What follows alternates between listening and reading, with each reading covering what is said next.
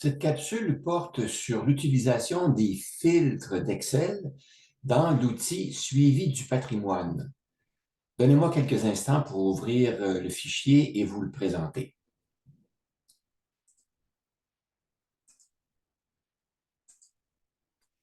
Vous voyez à l'écran l'onglet d'accueil du fichier Suivi du patrimoine. Vous reconnaissez sans doute la liste des onglets du fichier. Et vous remarquez aussi que pour certains onglets, dans la colonne A, on a placé un triangle noir qui indique qu'il s'agit d'onglets dans lesquels on peut utiliser les filtres d'Excel ou les fonctions de gestion de liste d'Excel. Il s'agit des onglets État de situation ou tableau de bord, fournisseur, carte, compte, localisation des documents importants, collection, inventaire et disposition des biens de plus de 100 et disposition des biens d'une valeur de 100 ou moins. Pour illustrer la façon d'utiliser les filtres dans Excel, je vais me servir de l'onglet État de situation ou tableau de bord. Je vais donc cliquer sur l'onglet État. Alors, cet onglet, l'état de situation ou le tableau de bord, c'est un onglet qui présente une liste de documents utiles lors de la liquidation qui peuvent être remplis avant le décès par la personne qui fait la demande du liquidateur ou par un de ses proches pour alléger la tâche du liquidateur et réduire les délais de liquidation. Alors, on retrouve donc dans cet onglet-ci une liste et avec laquelle on va pouvoir utiliser les fonctions de gestion de liste d'Excel. Une liste dans Excel, qu'est-ce que c'est?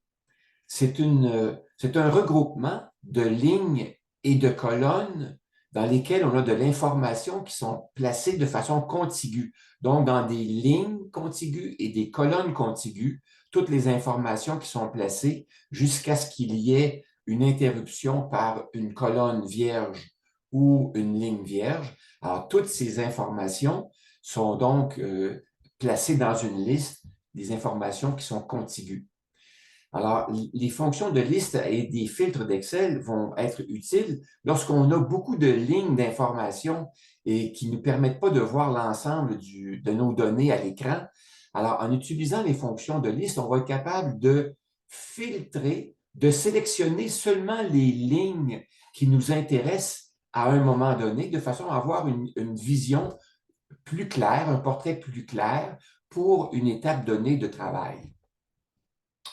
Alors, un exemple de liste qui est souvent utilisé, c'est un carnet d'adresses. Alors, si on avait un carnet d'adresses qui était fait avec des outils de gestion de liste d'Excel, on aurait sur chacune des lignes, on aurait une personne différente ou un entrepreneur ou une entreprise différente. Et dans chacune des colonnes, on aurait les coordonnées de chacune des personnes. Par exemple, on aurait dans une colonne l'adresse, une autre colonne, on aurait le téléphone, une autre colonne, on aurait l'adresse de courriel, etc. Aussi, dans les fonctions de gestion de liste, non seulement on va pouvoir décrire chacun des éléments, mais on va aussi pouvoir ajouter des colonnes de descripteurs qui vont nous permettre de limiter l'affichage à certaines lignes seulement. Dans ce cas-ci, vous voyez que notre état de situation, notre tableau de bord, porte sur des documents. On a donc une série d'une quinzaine de documents qui sont listés, les titres des documents sont listés dans la colonne D et les étapes dans la colonne E. Dans la colonne F, G et H, on a l'état de situation, à savoir si le document en question, s'il est pertinent ou non, s'il est fait ou s'il est à faire. Et dans les colonnes au début de la liste, les colonnes A et B, on a des descripteurs qui vont nous permettre de sélectionner seulement certains documents. Alors, pour ce faire, ce qu'on va faire, on va appliquer les filtres sur les titres de colonnes de cette liste-ci. Donc, on va sélectionner d'abord l'endroit où on souhaiterait faire appliquer les titres, les filtres de nos colonnes. Alors, il s'agit de nos titres, la ligne 7, et on va sélectionner les colonnes A jusqu'à H pour lesquelles on souhaite appliquer un filtre. Alors, une fois que c'est fait, on va dans notre menu, on va sélectionner le menu Données et on va cliquer sur l'item Filtrer. Et on voit qu'avec l'item Filtrer, en cliquant dessus, les filtres sont installés sur les titres des colonnes de A jusqu'à H.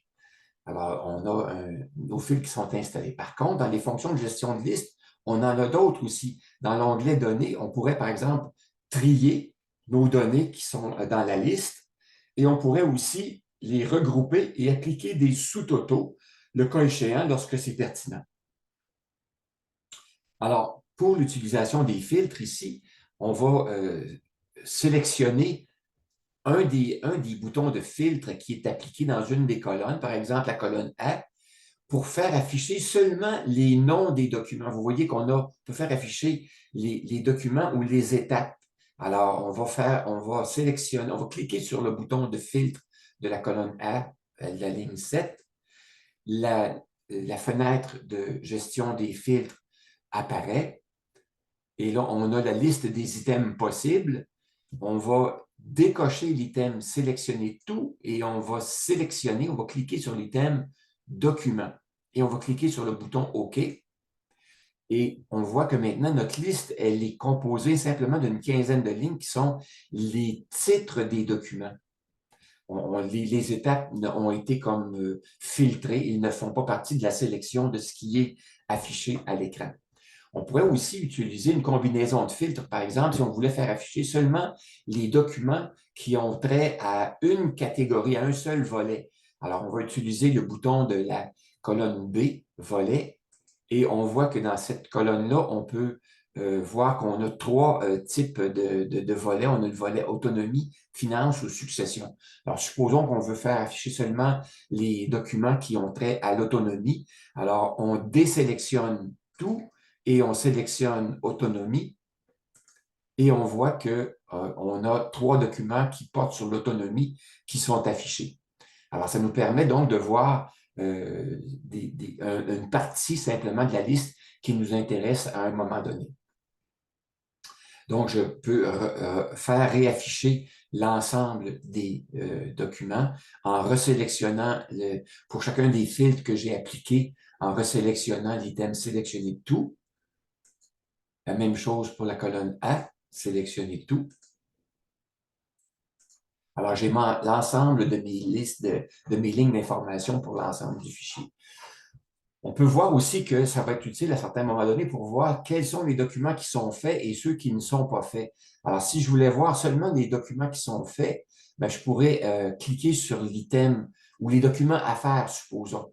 Alors, je pourrais cliquer sur l'item à faire ici, décocher l'item Sélectionner tout et cliquer sur l'item X et je verrai seulement les items ici qui sont à faire. Non, je vois que ça ne fonctionne pas parce que je n'ai pas sélectionné des X partout ici. Alors, il faudrait que je décoche vide, décocher vide et sélectionner X. Oui, voilà, comme ça. Alors là, ça fonctionne. Alors, je vois seulement que les items qui sont à faire ici. Alors voilà, c'est la façon d'utiliser les filtres avec les listes et les fonctions de gestion de listes dans Excel, avec un exemple avec l'onglet Tableau de bord ou État de situation, mais il y a d'autres onglets avec lesquels vous pouvez utiliser les filtres. Ces onglets-là, on va les voir dans la prochaine capsule.